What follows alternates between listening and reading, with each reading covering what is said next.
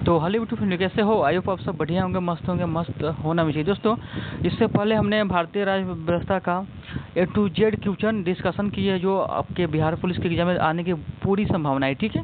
और यह है भौतिक विज्ञान यानी फिजिक्स है, भौतिक विज्ञान है। इसमें सारे क्वेश्चन आज डिस्कशन करेंगे। तो कौटिल्य क्लास का महाकुंभ जो चल रहा है उसका ये PDF है, प्रदीप सर के द्वारा दिए गए हैं, ठीक है। तो बहुत ही ज़्यादा महत्वपूर्ण क्वेश्चन सब इसमें दिया गया है। इससे बाहर आपके क्वेश्चन आने की संभावना कम है, ठीक है। तो चलिए आज का क्वेश्चन देखते हैं। सबसे पहला नंबर क्वेश्चन है, और उससे पहले अगर आप मेरे चैनल पर नए हैं तो चैनल को सब्सक्राइब कीजिएगा, वीडियो को लाइक शेयर कमेंट जरूर कीजिएगा। और ये वीडियो लंबा जा सकता है क्योंकि महामैराथन है, तो एक ही वीडियो में हम भौतिक विज्ञान खत्म करेंगे, ठीक है। जितना भी क्वेश्चन होगा वो खत्म करेंगे, ठीक है। तो सबसे पहला नंबर क्वेश्चन आपकी स्क्रीन पर है, उसका आंसर बताने की कोशिश कीजिएगा। इसका आंसर क्या होगा? कार्य का ऐसे मात्रक क्या होता है बताइए। कार्य का ऐसे मात्रक क्या होता है बताइएगा इसका आंसर। तो बताइएगा कार्य का ऐसा मात्रक क्या होता है। तो कार्य का ऐसा मात्रक आपको जूल हो जाएगा। ऑप्शन नंबर 20 का सही हो जाएगा, ठीक है। अगला क्वेश्चन है, शक्ति का ऐसा मात्रक क्या होता है बताइएगा। शक्ति का ऐसा मात्रक क्या होता है? तो शक्ति का ऐसा मात्रा आपको वाट हो जाएगा। ऑप्शन नंबर 3 इसका सही हो जाएगा, ठीक है। हमारी वीडियो में बने रहे, आपको बहुत ही ज़्यादा आपको लाभदायक आपको ये वीडियो साबित होगा, ठीक है। तो बहुत ही ज़्यादा इंपॉर्टेंट इसमें प्रश्न का डिस्कशन किया हुआ है, आप करवाएंगे, ठीक है। अगला क्वेश्चन है, किस सिद्धांत पर रॉकेट कार्य करता है बताइएगा। बहुत ही ज़्यादा महत्वपूर्ण क्वेश्चन है, किस सिद्धांत पर रॉकेट कार्य करता है बताइएगा। इसका आंसर क्या होगा? तो इसका आंसर बताइएगा किस सिद्धांत पर कार्य करता है रॉकेट। तो इसका आंसर की बात करें, ऑप्शन नंबर बी हो जाएगा, यानी रेखीय संवेग संरक्षण, ठीक है। रेखीय संवेग संरक्षण पर यह काम करता है। अगला क्वेश्चन है, एक अश्व शक्ति कितने वाट के बराबर होता है बताइएगा। इसका आंसर, एक अश्व शक्ति होता है कितने वाट के बराबर होता है बताइएगा। तो इसके आंसर की बात करें, एक अश्व शक्ति आपको 746 वाट के बराबर होता है, ठीक है। अगला क्वेश्चन को चलते हैं, किसी वस्तु का द्रव्यमान है जिसे मास बोला जाता है। तो किसी वस्तु का द्रव्यमान है बताइएगा। इसका आंसर क्या होगा? तो किसी वस्तु का द्रव्यमान क्या होता है? तो एक अदिश राशि होता है, एक अदिश राशि होता है, याद रखिएगा, ठीक है। अगला क्वेश्चन की ओर चलते हैं। अगला क्वेश्चन आपके स्क्रीन पर है, न्यूटन के गति का पहला नियम किस नाम से जाना था बताइएगा। तो इसका आंसर बताइएगा, न्यूटन के गति यानी जो पहला गति का नियम होता है वो किस नाम से जाना जाता है बताइएगा। इसका आंसर, तो इसका आंसर की बात करें, ऑप्शन नंबर बी हो जाएगा, जरूरत का नियम के नाम से भी जाना जाता है, ठीक है, याद रखिएगा। अगला क्वेश्चन आपके स्क्रीन पर है, बताइएगा इसका आंसर क्या होगा। एक झूले पर बैठा व्यक्ति जब खड़ा होता है तो झूले का आवर्तकाल क्या होता है? बढ़ जाता है या घट जाता है, या अपवर्तित होता है या शून्य हो जाता है। इसका आंसर बताइएगा क्या होगा। एक झूले पर बैठा व्यक्ति जब खड़ा होता है तो झूले का आवर्तकाल क्या होता है बताइएगा। इसका आंसर क्या होता है? घट जाता है या बढ़ जाता है बताइएगा। इसका आंसर क्या होगा? तो इसके आंसर की बात करें, ऑप्शन नंबर बी हो जाएगा, घट जाता है, ठीक है। गुरुत्वाकर्षण का सार्वत्रिक नियम किसने दिया बताइएगा। गुरुत्वाकर्षण का नियम किसने दिया बताइएगा। गुरुत्वाकर्षण का नियम किसने दिया बताइए, किसने दिया? तो गुरुत्वाकर्षण का नियम किसने दिया? तो आपको पता होना चाहिए, ये न्यूटन ने दिया है। न्यूटन ने गुरुत्वाकर्षण का नियम दिया। कौन ने? तो न्यूटन ने दिया, याद रखिएगा, ठीक है। अगला क्वेश्चन है, आर्किमेडीज का सिद्धांत किससे संबंधित है बताइएगा। इसका आंसर बताइएगा, आर्किमेडीज का सिद्धांत किससे संबंधित है। आर्किमेडीज का सिद्धांत किससे संबंधित है बताइएगा। इसका आंसर, तो इसका आंसर की बात करें तो इसका आंसर बी हो जाएगा, उत्प्लवन बल से, ठीक है। ऑप्शन नंबर बी इसका सही हो जाएगा। तो चलिए अगला क्वेश्चन, तो इसका आंसर बताइएगा क्या होगा। समुद्र में तैरते हिमखंड का कितना भाग जल स्तर से ऊपर रहता है बताइएगा।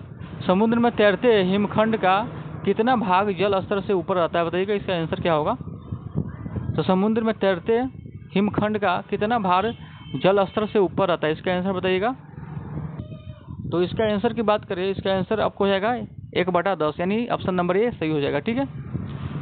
अगला क्वेश्चन है, ध्वनि का वेग सबसे अधिक किसमें होता है बताइएगा। ध्वनि का जो वेग होता है सबसे अधिक किसमें होता है। तो ध्वनि का वेग सबसे अधिक आपको ठोस में मिलता है, ठोस में होता है, ठीक है।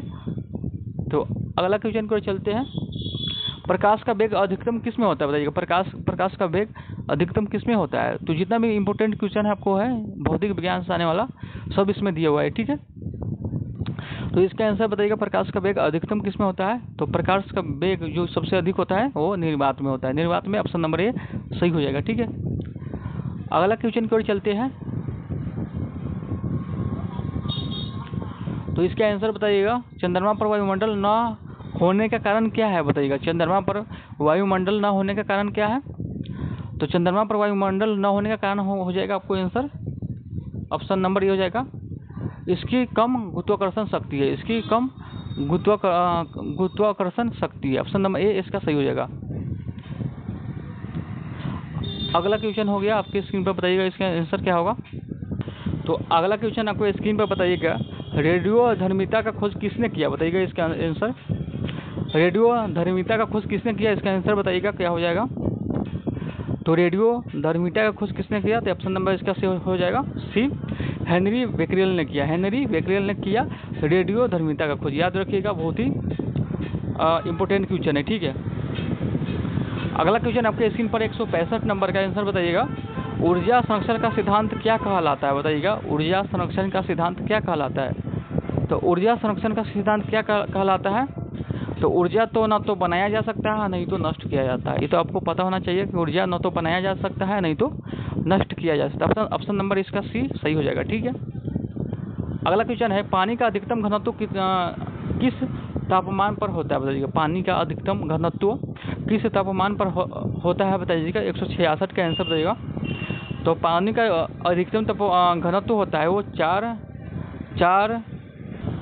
4 डिग्री सेल्सियस पर होता है। ठीक है, ऑप्शन नंबर 20 का सही हो जाएगा। ठीक है, अगला क्वेश्चन है आपके स्क्रीन में, बहुत ही ज़्यादा महत्वपूर्ण क्वेश्चन है, दृष्टि दोष को दूर करने के लिए किस लेंस का उपयोग किया जाता है? बताइएगा, दृष्टि दोष को दूर करने के लिए किस लेंस का उपयोग किया जाता है? बताइएगा, इसका आंसर क्या होगा। तो दृष्टि दोष को दूर करने के लिए आपको उत्तल लेंस का उपयोग किया जाता है। याद रखिएगा, दृष्टि दोष को दूर करने के लिए आपको किस लेंस का?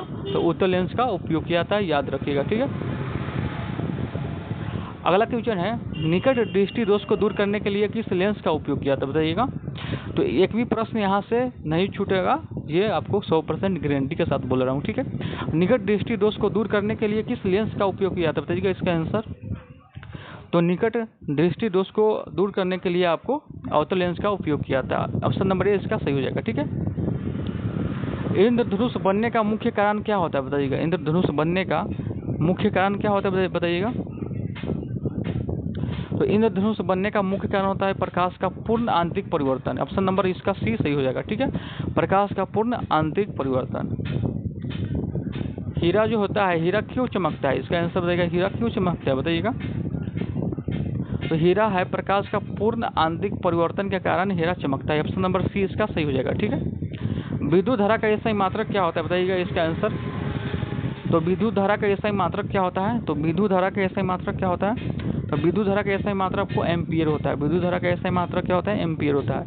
और अगला क्वेश्चन है, श्यानता का एसआई मात्रक क्या होता है? बताइएगा, श्यानता का एसआई मात्रक क्या होता है? तो श्यानता का एसआई मात्रक की बात करें अब हो जाएगा ऑप्शन नंबर सी, तो पवाई जूली हो जाएगा। पवाई जूली ऑप्शन नंबर सी इसका सही हो जाएगा। ठीक है, अगला क्वेश्चन को चलते हैं 173 नंबर, ऊर्जा का एसआई मात्रक क्या होता है? बताइएगा, ऊर्जा का एसआई मात्रक क्या होता है? बताइएगा इसका आंसर क्या होता है। तो ऊर्जा का एसआई मात्रक आपको पता होना चाहिए, जूल होता है। ऊर्जा का एसआई मात्रक क्या होता है? जूल होता है। ऊर्जा का एसआई मात्रक क्या होता है? जूल होता है। फ्यूज का तार उपयोग क्यों किया जाता है? बताइएगा, फ्यूज का तार का उपयोग क्यों किया जाता है? बताइएगा, फ्यूज का तार का उपयोग क्यों किया जाता है? बताइएगा इसका आंसर। तो इसके आंसर की बात करें ऑप्शन नंबर सी हो जाएगा, उच्च प्रतिरोध को निम्न गलनांक के लिए प्रयोग किया जाता है। ठीक है, डायनमो का कार्य क्या है? बताइएगा, डायनमो का कार्य क्या होता है? बताइएगा इसका आंसर। तो डायनमो का क्या कार्य क्या होता है? डायनमो का कार्य होता है यांत्रिक ऊर्जा को विद्युत ऊर्जा में बदलना। यांत्रिक ऊर्जा को विद्युत ऊर्जा में बदलना डायनमो का काम होता है। अगला क्वेश्चन है, प्राथमिक सेल का कार्य क्या होता है? बताइएगा, प्राथमिक सेल का कार्य क्या होता है? प्राथमिक सेल का कार्य क्या होता है? तो प्राथमिक सेल का कार्य क्या होता है? बताइएगा इसका आंसर। तो प्राथमिक सेल का कार्य होता है रासायनिक ऊर्जा को विद्युत ऊर्जा में बदलना। रासायनिक ऊर्जा को विद्युत ऊर्जा में बदलना प्राथमिक सेल का कार्य होता है। और ट्रांसफार्मर का उपयोग किस लिए किया जाता है? बताइएगा, ट्रांसफार्मर का उपयोग किस लिए किया जाता है? तो जितना भी प्रश्न मतलब क्वेश्चन में आने वाला है वो सारा क्वेश्चन आपके इसमें दिया गया है। ठीक है, जो आने वाला है, जो संभावना है, सारे क्वेश्चन आपको इसमें दिया गया है। तो कहीं जाने की जरूरत नहीं है, क्योंकि लास्ट समय में इधर उधर करने से अच्छा है कि रिवाइज कर लीजिए, ठीक है। ट्रांसफार्मर का उपयोग किस लिए किया जाता है, बताइएगा इसका आंसर क्या होगा। तो ऑप्शन नंबर इसका 20 सही हो जाएगा। एसी वोल्टेज को बढ़ाने या घटाने के लिए, एसी वोल्टेज को बढ़ाने या घटाने के लिए ऑप्शन नंबर 20 का सही हो जाएगा। अगला क्वेश्चन है, सूर्य की ऊर्जा का मुख्य स्रोत क्या होता है, बताइएगा इसका आंसर। सूर्य की ऊर्जा का मुख्य स्रोत क्या होता है, बताइएगा सूर्य की ऊर्जा का मुख्य स्रोत क्या होता है। तो सूर्य की ऊर्जा का मुख्य स्रोत हो जाएगा नवकीय संलयन, याद रखिएगा, इंपॉर्टेंट है ये वाला, ठीक है। परमाणु बम किस सिद्धांत पर कार्य करता है, बताइएगा, ये भी इंपॉर्टेंट है। परमाणु बम किस सिद्धांत पे कार्य करता है, परमाणु बम किस सिद्धांत पे कार्य करता है, बताइएगा इसका आंसर। तो परमाणु बम आपको जो काम करता है, तो इसके आंसर की बात करें, इसका आंसर परमाणु बम किस सिद्धांत पर कार्य करता है, तो ऑप्शन नंबर बी इसका सही होगा, अनियंत्रित विखंडन पर, ठीक है। अगर आपको ऑप्शन में रहे नाभिकीय विखंडन तो ये भी सही होगा, नाभिकीय विखंडन में रहे तो ये भी आपको सही होगा। अगर ऑप्शन में रहे अनियंत्रित विखंडन तो ये भी सही हो जाएगा, ठीक है। चलिए अगला क्वेश्चन है आपके स्क्रीन पर, हाइड्रोजन बम किस सिद्धांत पर आधारित है, बताइएगा। हाइड्रोजन बम किस सिद्धांत पे आधारित है, तो हाइड्रोजन बम आपको नवकीय संलयन पर आधारित है। हाइड्रोजन बम किस सिद्धांत पे आधारित है, तो हाइड्रोजन बम आपको नवकीय संलयन पर आधारित है, ठीक है। अगला क्वेश्चन है, द्रव्यमान ऊर्जा समतुल्यता सिद्धांत किसने दिया, बताइएगा। तो द्रव्यमान ऊर्जा समतुल्य सिद्धांत किसने दिया, बताइएगा, 181 का आंसर। तो ये हो जाएगा ऑप्शन नंबर बी, आइंस्टीन ने दिया, आइंस्टीन ने दिया। ब्लैक होल क्या है, बताइएगा इसका आंसर। ब्लैक हेल क्या है, बताइएगा इसका आंसर। तो बताइएगा इसका आंसर क्या होगा, ब्लैक होल क्या है। तो इसका आंसर की बात करें, इसका आंसर हो जाएगा आपको ऑप्शन नंबर बी, ऐसी क्षेत्र जहाँ गुरुत्वाकर्षण इतना अधिक है कि प्रकाश भी बाहर नहीं निकल सकता है। ये बहुत ही ज़्यादा इंपॉर्टेंट रहेगा। एक ऐसा क्षेत्र जहाँ गुरुत्वाकर्षण इतना अधिक है कि प्रकाश भी बाहर नहीं निकल सकता है, ये होता है ब्लैक होल, ठीक है। अगला क्वेश्चन की ओर चलते हैं, और सारे क्वेश्चन का आपको रट जाना है, ठीक है। 2 बार 3 बार जितना भी हो, जितना आपके पास समय है उतना आपको इस वीडियो को देख लेना है। और कितना तारीख के आपका एग्जाम है बताइएगा, उस अनुसार आपको वीडियो मैराथन हम लेके आएंगे। अगर 16 का है, मतलब जितने भी मेरे सब्सक्राइबर अगर 16 का है तो हम आपको अगर दिन में 2-3 वीडियो मैराथन दे देंगे तो सारा आपको क्वेश्चन कवर हो जाएगा, ठीक है। अगर 20 का है या कोई और है, तो कोई और डेट का भी है तो बताइएगा, आप कमेंट बॉक्स में ज़रूर बताइएगा, ठीक है। तो बताइएगा इसका आंसर क्या होगा। और पार्टिकल फाइबर किस सिद्धांत पर कार्य करता है, बताइएगा इसका आंसर। और पार्टिकल फाइबर किस सिद्धांत पर कार्य करता है, तो पार्टिकल फाइबर आपको पूर्ण आंतरिक परिवर्तन पर कार्य करता है। और पार्टिकल फाइबर किस सिद्धांत पर कार्य करता है, तो पूर्ण आंतरिक परिवर्तन, याद रखिएगा। पेरिस्कोप किस सिद्धांत पर कार्य करता है, बताइएगा इसका आंसर। पेरिस्कोप किस सिद्धांत पर कार्य करता है, बताइएगा। पेरिस्कोप किस सिद्धांत पर कार्य करता है, तो ये परावर्तन के सिद्धांत पर काम करता है, ठीक है। अगला क्वेश्चन आपके स्क्रीन पर बताइएगा इसका आंसर क्या होगा। तो इकोलोकेशन का उपयोग कौन सा जानवर बताइएगा, इकोलोकेशन का उपयोग कौन सा जानवर करता है, तो इकोलोकेशन कौन सा जानवर करता है उपयोग, बताइएगा। इकोलोकेशन का उपयोग कौन सा जानवर करता है, तो इकोलोकेशन का उपयोग आपको चमगादड़ करता है, याद रखिएगा। डॉपलर प्रभाव किससे संबंधित है, बताइएगा इसका आंसर। डॉपलर प्रभाव किससे संबंधित है, बताइएगा इसका आंसर क्या होगा। तो डॉपलर प्रभाव आपको ध्वनि की आवृत्ति से संबंधित है, ऑप्शन नंबर बी इसका सही हो जाएगा, ठीक है। अगला है, सौर सेल किस सिद्धांत पर कार्य करता है, बताइएगा इसका आंसर। सौर सेल किस सिद्धांत पर कार्य करता है, बताइएगा इसका आंसर। तो सौर सेल आपको प्रकाश के विद्युत प्रभाव पर कार्य करता है, ठीक है। सौर सेल किस सिद्धांत पर कार्य करता है, प्रकाश विद्युत प्रभाव पर कार्य करता है, ऑप्शन नंबर ए इसका सही हो जाएगा। अर्धचालक का उदाहरण है, बताइएगा अर्धचालक का उदाहरण क्या है, तो अर्धचालक का उदाहरण हो जाएगा आपको सिलिकॉन हो जाएगा, ऑप्शन नंबर सी इसका सही हो जाएगा, ठीक है।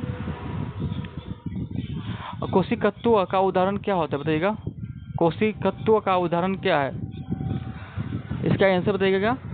तो कोशिकत्व का उदाहरण क्या है, लालटेन की बत्ती में तेल ऊपर चढ़ाना, पौधों में पानी का ऊपर चढ़ना, स्याही का सोखना, ऑप्शन नंबर डी इसका सही हो जाएगा, उपयुक्त सभी, ठीक है। पृष्ठ तनाव का ऐसा ही मात्रक क्या होता है, बताइएगा इसका आंसर 190 का। पृष्ठ तनाव का ऐसा ही मात्रक क्या होता है, बताइएगा इसका आंसर। तो पृष्ठ तनाव का ऐसा ही मात्रक होता है न्यूटन प्रति मीटर, न्यूटन प्रति मीटर, ऑप्शन नंबर ए इसका सही हो जाएगा, ठीक है। तो अगला क्वेश्चन है, श्यानता का सीजीएस मात्रक क्या है बताइए इसका सैन्यता का सीजीएस मात्रक क्या है। तो सैन्यता का सीजीएस मात्रक हो जाएगा ऑप्शन नंबर बी पॉइज हो जाएगा। ठीक है, ऑप्शन नंबर बी इसका सही हो जाएगा। ध्वनि की पिच किस पर निर्भर करती है। ध्वनि का जो पिच होता है किस पर निर्भर करती है। ध्वनि की पिच किस पर निर्भर करती है। तो ध्वनि का पिच किस पर निर्भर करती है। तो ध्वनि का जो पिच होता है आवृत्ति पर निर्भर करती है। ऑप्शन नंबर बी इसका सही हो जाएगा। रेडियो तरंग किस प्रकार की तरंग है बताइए। रेडियो तरंग जो होता है वो किस प्रकार की तरंग है। रेडियो तरंग किस प्रकार का तरंग है।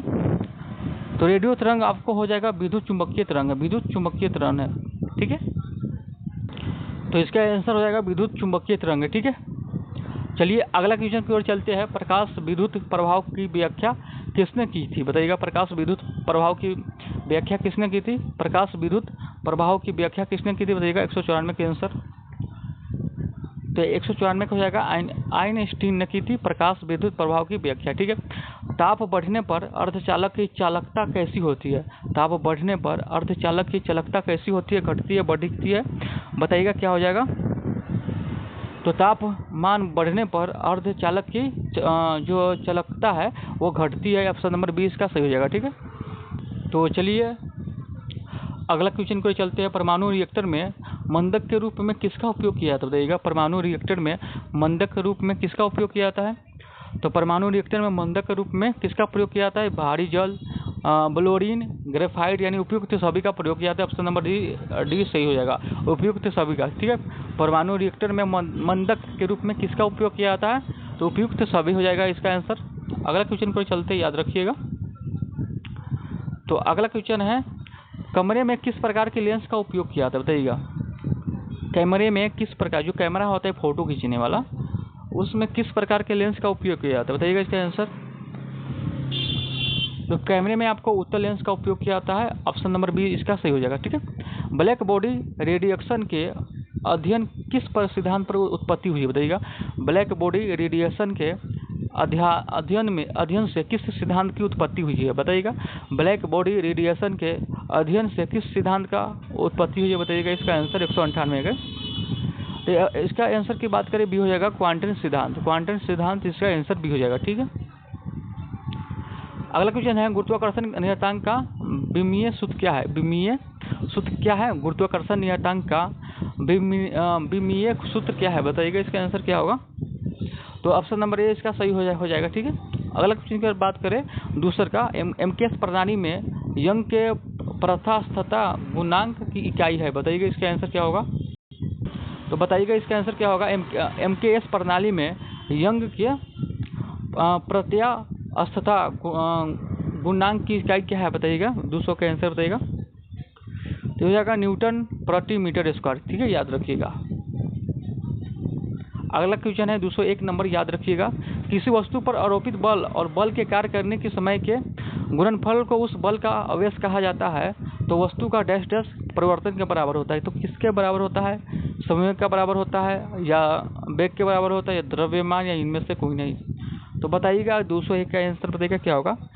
तो आपको बता दें संवेग के बराबर होता है। अवयव कहा जाता है तो वस्तु का संवेग के परिवर्तन के बराबर होता है। यहाँ पे हो जाएगा समवेग हो जाएगा, याद रखिएगा। ठीक है, अगला है 202 नंबर। दो कोनों के बीच गुरुत्वाकर्षण बल होता है, उनके बीच की दूरी क्या होता है बताइएगा। समानुपाती होता है या वर्ग के समानुपाती होता है या वर्ग के विकृत समानुपाती होता है। तो विकृत क्रम समानुपाती होता है बताइए कि इसका क्या होता है। तो इसका आंसर बताइएगा क्या होगा। तो 202 से आंसर की बात करें 202 का, तो ऑप्शन नंबर सी होगा वर्ग के विकृत क्रमानुपाती होता है। ठीक है, विकृत क्रमानुपाती होता है। ऑप्शन नंबर सी इसका सही होगा। किसी पदार्थ का अपेक्षित घटनांक बराबर होता है बताइएगा। तो किसी पदार्थ का अपेक्षित घनत्व बराबर होता है बताइएगा। इसका आंसर किसी पदार्थ का अपेक्षित घनत्व बराबर होता है बताइएगा। तो 203 का आंसर बताइएगा। तो ऑप्शन नंबर ए हो जाएगा पदार्थ का घनत्व प्रमाणित पदार्थ का घनत्व होता है। ठीक है, ऑप्शन नंबर ए इसका सही हो जाएगा। किसी गतिशील पिंड का आवेश आधा करने से उसकी गति हो सकती है। तो क्या हो सकती है, दुगुना या चारगुना या आधी हो सकती है। किसी गतिशील पिंड का वेग को आधा करने से उसकी गति हो सकती है बताइएगा। 204 का आंसर क्या होगा। तो 204 क्या हो जाएगा आपको, चौथाई हो जाएगा। ठीक है, चौथाई यानी तो पिंड का वेग आधा करने पर आपको हो जाएगा, क्या हो जाएगी, चौथाई हो जाएगी। ठीक है, तो याद रखिएगा। अगला क्वेश्चन है, यदि 2500 जूल कार्य करने में किसी मशीन को 5 सेकेंड लगता है तो उसकी शक्ति होगी, क्या होगी बताइएगा। 2500 जूल कार्य करने में किसी मशीन को 5 घंटा लगता है तो उसकी शक्ति क्या होगी। 205 का आंसर बताइएगा। तो 205 की उसकी घटी शक्ति हो जाएगा 0.5 किलोवाट। ठीक है, भार का ऐसा मात्रक क्या होता है बताइएगा। भार का ऐसा मात्रक न्यूटन होता है। भार का ऐसा मात्रक क्या होता है, न्यूटन होता है। भार का ऐसा मात्रक न्यूटन होता है, याद रखिएगा। अगला क्वेश्चन है, नमकीन पानी का घनत्व शुद्ध पानी का घनत्व डैश होता है बताइएगा। नमकीन पानी का घनत्व शुद्ध पानी का घनत्व 10 से बताइएगा इसका आंसर। तो नमकीन पानी का घनत्व शुद्ध पानी के घनत्व से अधिक होता है। ऑप्शन नंबर 20 का सही हो जाएगा। द्रव्य के शीतलन की दर समानुपाती होती बताइएगा। द्रव्य के शीतलन की दर समानुपाती होती है बताइएगा इसका आंसर। तो 208 के आंसर बताइएगा क्या होगा।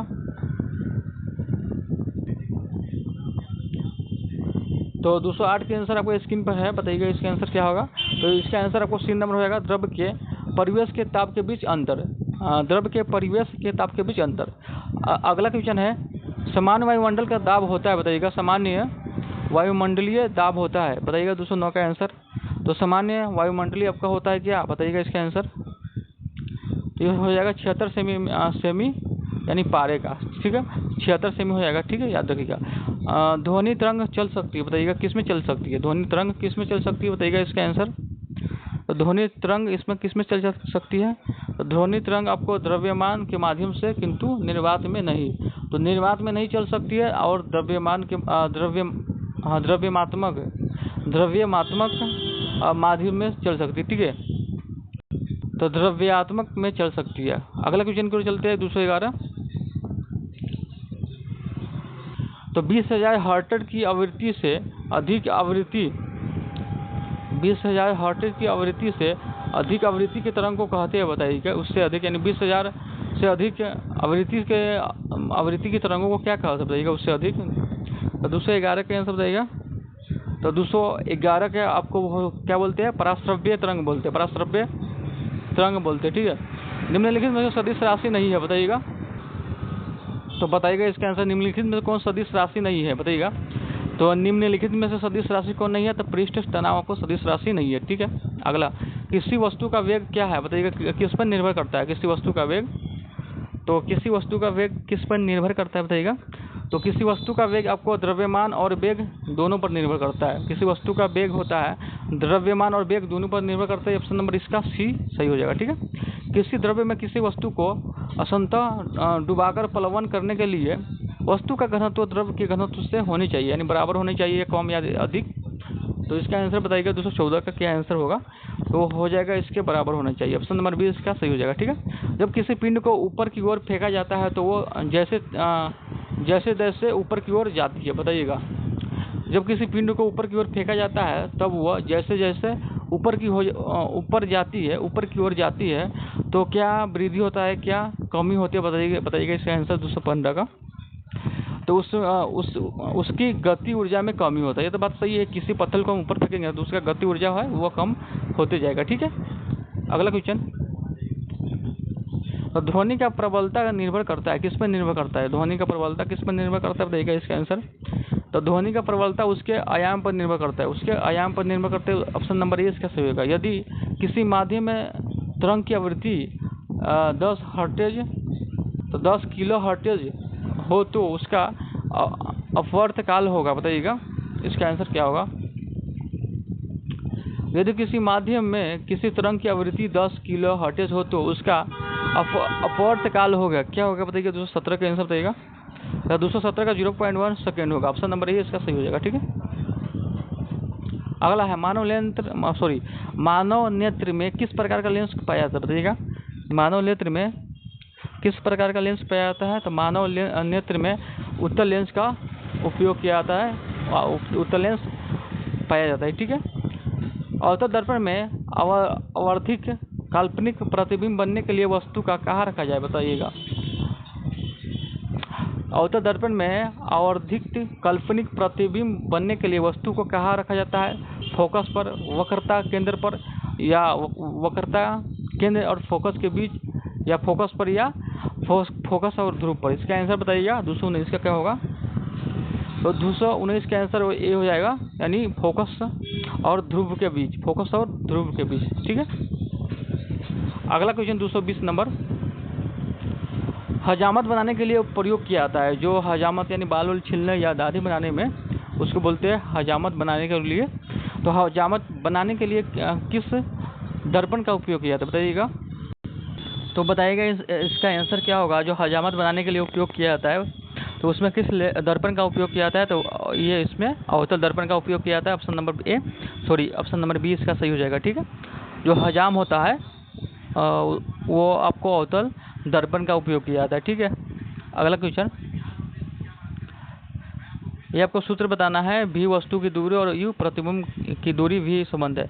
यानी गोलीय लेंस के लिए फोकस दूरी एफ के आपको ये सूचित किया जाता है। अगला है वस्तु की दूरी यू और प्रतिबिंब की दूरी भी के संबंधित है। तो क्या होगा बताइएगा। तो 1/v plus 1/u plus 1/f हो जाएगा। ठीक है। ऑप्शन नंबर इसका ए सही हो जाएगा। ठीक है। अगला क्वेश्चन को चलते हैं। अगला है वाहनों में साइड मिरर पीछे देखने के लिए दर्पण में किस दर्पण का उपयोग किया जाता है बताइएगा। जो वाहनों में साइड मिरर के रूप में उपयोग किया जाता है, जो नहीं यानी कि जो मिरर होता है, इसका आईना बोलते हैं। साइड मिरर यानी बाइक होता है, बाइक के जो साइड मिरर में यानी 4 चक्का का साइड मिरर में उपयोग किया जाता है पीछे की गाड़ी या कुछ देखने के लिए। वो कौन सा दर्पण का उपयोग किया जाता है बताइएगा। तो इसमें हो जाएगा उत्तल दर्पण का उपयोग किया जाता है। ऑप्शन नंबर सी इसका सही हो जाएगा। ठीक है। तालाब का जल कम दिखाई देने का कारण क्या है? तालाब का जल कम गहरा दिखाई देने का कारण क्या है बताइएगा इसका आंसर। तो बताइएगा इसका आंसर क्या होगा। तालाब का जल कम गहरा दिखाई देना, इसका आंसर क्या होगा। तो ये हो जाएगा अपवर्तन के कारण। अगर पूछ दिया जाए अगर रेगिस्तान में मृच्छका दिखाई देता है तो ये तो वो भी अपवर्तन के कारण होता है। ठीक है। अगला क्वेश्चन, प्रकाश संश्लेषण के लिए दृश्य प्रकाश स्पेक्ट्रम का सबसे प्रभावी रंग क्या है बताइएगा। प्रकाश संश्लेषण के लिए दृश्य प्रकाश स्पेक्ट्रम का सबसे प्रभावी रंग क्या है बताइएगा। लाल, बैंगनी, नीला, हरा, इसमें से कौन हो जाएगा बताइएगा। इसका आंसर क्या होगा 224 का। तो इसका आंसर की बात करिए लाल हो जाएगा। प्रकाश संश्लेषण के लिए दृश्य प्रकाश स्पेक्ट्रम में सबसे प्रभावी रंग में प्रभावी पूछ रहा है तो ठीक है, तब होगा लाल। ठीक है, याद रखिएगा।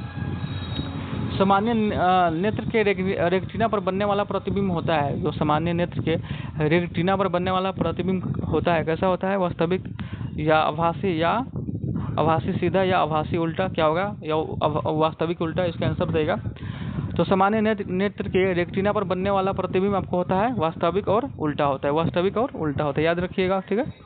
अगला है किसी दृष्टि दोष को अवतल और उत्तल दोनों लेंस से बने द्विफोकसीय लेंस द्वारा संशोधित किया जाता है तो क्या होता है बताइएगा। इसका आंसर बताइएगा 226 के। यदि किसी दृष्टि दोष को अवतल और उत्तल दोनों लेंस से बने द्विफोकसीय लेंस द्वारा संशोधित किया जाता है तो क्या होता है बताइएगा 226 का। तो 226 के आंसर की बात करें हो जाएगा जरा दृष्टि दोष होता है। जरा दूर दृष्टता होता है। ठीक है, जरा दूर दृष्टता। ठीक है। अगला क्वेश्चन है किसी अंतरिक्ष यात्री को आसमान कैसा प्रतीत होता है। तो बताइएगा किसी अंतरिक्ष यात्री का आकाश कैसा प्रतीत होता है, यानी ऊपर से देखने में आकाश कैसा प्रतीत ऊपर होता है। ऊपर यानी कि आपको बता दें तो एरोप्लेन में होता है जो यात्री सब, तो आकाश कैसा प्रतीत होता है किसी अंतरिक्ष यात्री का आकाश कैसा प्रतीत होता है। काला, नीला, हरा कैसा प्रतीत होता है बताइएगा 227 का। तो यह आपको काला प्रतीत होता है। ऑप्शन नंबर 20 का सही होगा। इंद्रधनुष किस दिशा में बनता है बताइएगा। इंद्रधनुष होता है किस दिशा में बनता है। तो इंद्रधनुष आपको सूर्य की विपरीत दिशा में बनता है। तो सूर्य के विपरीत की दिशा में बनता है, यानी सूर्य पूर्व में उगता है तो पूर्व में निकलता है तो उसका विपरीत हो जाएगा, यानी अपोजिट हो जाएगा। ठीक है, याद रखिएगा।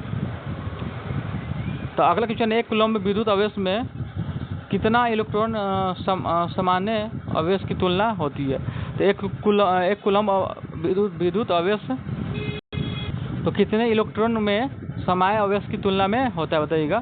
तो एक कूलम विद्युत आवेश कितने इलेक्ट्रॉनों में समाय आवेश की तुलना में होता है बताइएगा। 229 का आंसर ये हो जाएगा ऑप्शन नंबर बी 6.25 × 10⁻18। ठीक है। ओम का नियम निहित है बताइएगा। ओम का नियम क्या है? ओम का नियम क्या है बताइएगा। तो ओम का नियम हो जाएगा V बराबर IR। V बराबर IR याद रखिएगा। ओम का नियम इसमें होता है। एक माइक्रो एम्पियर विद्युत धारा का निम्नलिखित में से कौन सी है? एक माइक्रो एम्पियर विद्युत धारा निम्नलिखित में से कौन सी है बताइएगा। 231 का। तो 231 हो जाएगा 10⁻⁻6A। ठीक है, याद रखिएगा ऑप्शन नंबर सी। यदि किसी विद्युत बल्ब के तंतु का प्रतिरोध 12 तो बताइएगा 1200 ओम है, तो यह बल्ब 220 विभवांतर स्रोत से कितनी विद्युत धारा लगेगा बताइएगा। तो कितना विद्युत धारा लेगी बताइएगा। इसका आंसर 232 का। चलिए ऑप्शन देख लेते हैं। तो इसका करेक्ट आंसर यानी सही आंसर की बात करें ऑप्शन नंबर ए हो जाएगा 0.18 एम्पियर लेगा। ठीक है, अगला क्वेश्चन पर चलते हैं। फ्लेमिंग के बाएं हस्त के नियम बाएं हाथ के तर्जनी संकेत करती है बताइएगा। फ्लेमिंग के बाम हाथ हस्त के नियम में बाएं हाथ की तर्जनी संकेत करती है। किसे संकेत करती है बताइएगा। तो ये हो जाएगा ऑप्शन नंबर बी यानी चुंबकीय क्षेत्र की दिशा की ओर संकेत करती है। ठीक है। विद्युत चुंबकीय प्रेरणा की खोज किसने की? विद्युत चुंबकीय प्रेरणा की खोज किसने की? तो विद्युत चुंबकीय प्रेरणा की खोज किसने की? तो विद्युत चुंबकीय प्रेरणा की खोज आपको फ्राइडे ने किया, याद रखिएगा। विद्युत धारा के चुंबकीय प्रभाव का खोज किसने किया था? विद्युत धारा का चुंबकीय प्रभाव का खोज किसने किया था? तो विद्युत धारा का चुंबकीय प्रभाव का खोज आपको हो जाएगा ऑप्शन नंबर बी ओरस्टेड ने किया था। ओरस्टेड ने किया था। ऑप्शन नंबर बी इसका सही होगा। विद्युत फ्यूज आधारित है बताइएगा। इसका आंसर क्या होगा? तो विद्युत जो फ्यूज है उस पर आधारित है। किस पर आधारित है बताइएगा। 236 के। तो धारा के उसमें प्रभाव पर। धारा के उसमें प्रभाव पे। अगला क्वेश्चन है, नवकीय ऊर्जा प्राप्त करने के लिए निम्नलिखित में कौन सा आवश्यक है बताइएगा। नवकीय ऊर्जा प्राप्त करने के लिए निम्नलिखित में से कौन आवश्यक है बताइएगा। इसका आंसर 237 का। तो 237 का आंसर बताइएगा इसका क्या होगा। तो 237 की आंसर की बात करें, आंसर नंबर हो जाएगा बी यानी यूरेनियम का प्रयोग किया था। ठीक है। 5 किग्रा की वस्तु पर 40 न्यूटन बल को लगने से प्राप्त त्वरण निम्न में से होगा। क्या होगा बताइएगा। 238 के। ये हो जाएगा आपको 8 मीटर प्रति second square. Option number A इसका सही हो जाएगा। क्रिकेट का खिलाड़ी तेजी से आती हुई बॉल को क्यों अपने हाथ को पीछे खींच पकड़ता है? जो बॉल कैच करता है तो वो पीछे की ओर क्यों खींचता है, ये पूछ रहा है। तो बताइएगा इसका आंसर क्या होगा। 239 के। तो इसका आंसर ए हो जाएगा। बॉल विश्राम की स्थिति में आ सकती है, यानी बॉल विश्राम की स्थिति में आ सकती है। ठीक है, इसलिए पीछे खींचता है। जब एक कार एक मोड़ लेती है तो कौन सा बल है जो हमें बाहर की ओर धक्का देती है? जब अचानक जो कार मोड़ता है तो कौन सा बल है जो हमें बाहर की ओर धक्का देता है बताइएगा। इसका आंसर क्या होगा। इसका आंसर हो जाएगा ऑप्शन नंबर बी अपकेंद्री बल्ब। ठीक है, अपकेंद्री बल्ब होगा। ठीक है, अगला क्वेश्चन की ओर चलते हैं। यदि 25 किलो द्रव्यमान वाली एक वस्तु 8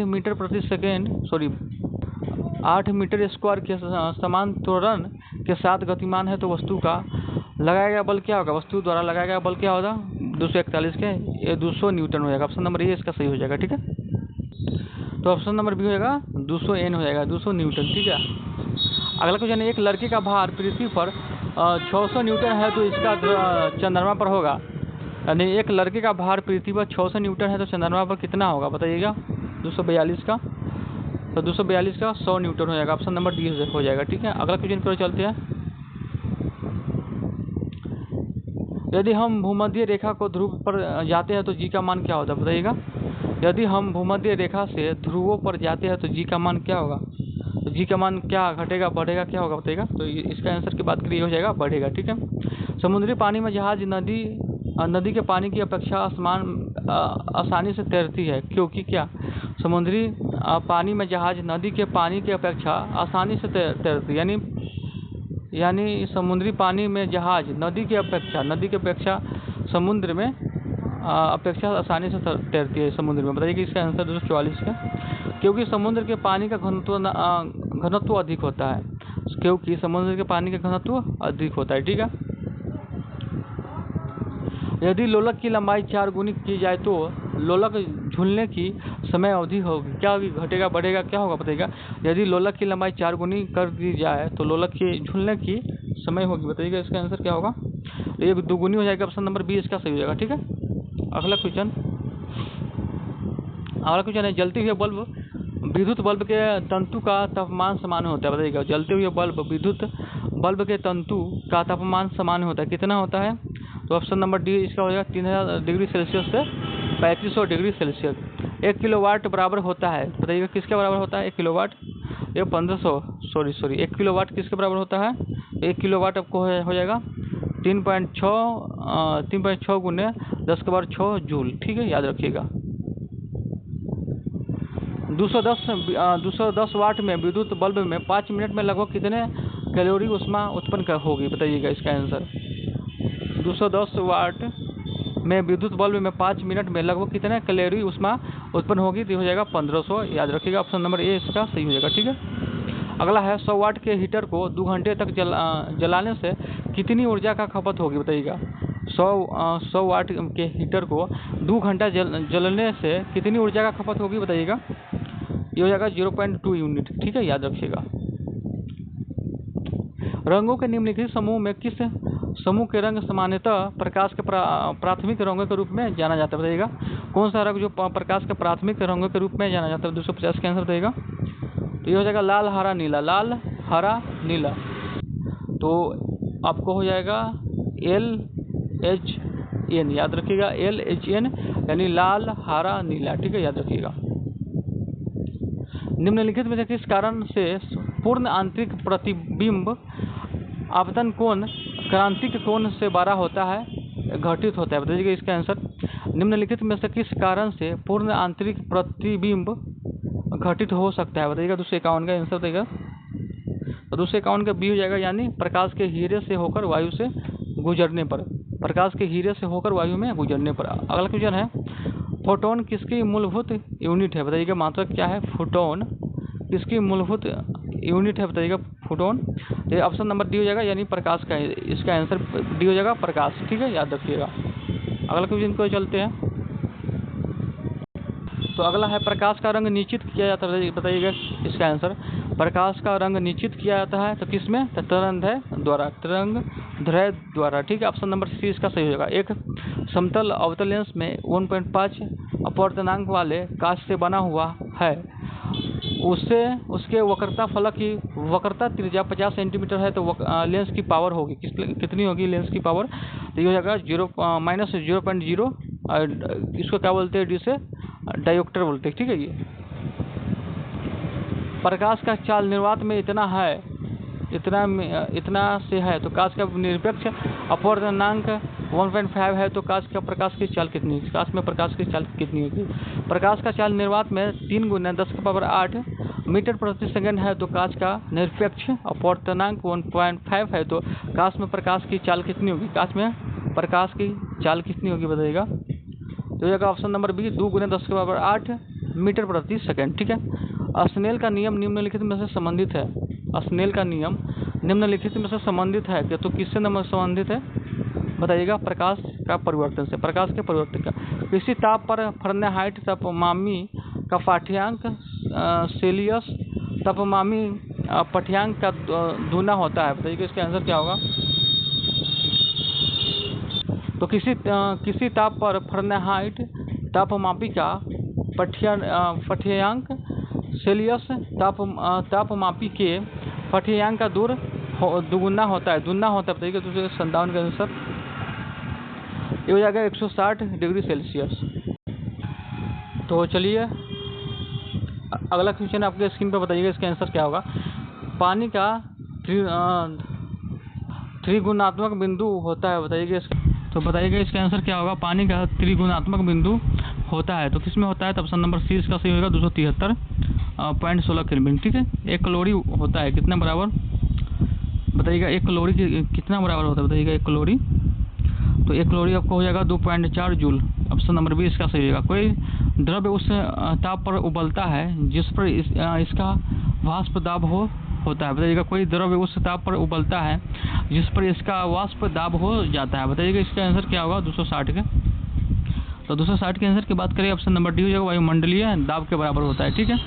खाने पकाने के बर्तन के गुणों का निम्न में से कौन सा गुण सर्वाधिक वांछनीय है, बताइएगा। इसका आंसर खाने पकाने का बर्तन के गुण का निम्न में से कौन सा गुण सर्वाधिक का वांछनीय है, बताइएगा। इसका आंसर 261 का। तो 261 का हो जाएगा ऑप्शन नंबर बी, यानी उच्च निम्न विशिष्ट उष्मा व उच्च तापीय चालकता, बताइएगा, ठीक है। तो अगला क्वेश्चन की ओर बढ़ते हैं और लास्ट क्वेश्चन यही है, संघनन क्या है, संघन क्या है, संघनन दिया है, संघनन क्या है, बताइएगा। इसके आंसर संघनन क्या है, तो ये हो जाएगा ऑप्शन नंबर बी, वाष्प का द्रव में परिवर्तन, वाष्प का द्रव में परिवर्तन। तो आशा करता हूँ आज का वीडियो आपको अच्छा लगा हो तो वीडियो को लाइक शेयर कमेंट जरूर कीजिएगा। और ये आपको पूरा समाप्त हो गया है और अगला वीडियो आएगा ये 3 नंबर पर भारत एवं विश्व का भूगोल, इस पर वीडियो आएगा। तो आशा करता हूँ आज का वीडियो अच्छा लगा वीडियो को लाइक शेयर कमेंट जरूर कीजिएगा। और इस प्रश्न का आप रट जाइएगा, जैसे भी हो रट जाइएगा, 2 बार 3 बार 4 बार वीडियो देख के रट जाइएगा, क्योंकि बहुत ही ज़्यादा महत्वपूर्ण प्रश्न है, ठीक है। तो चलिए एक और एक नए मैराथन में मिलेंगे, तब तक के लिए जय हिंद जय भारत।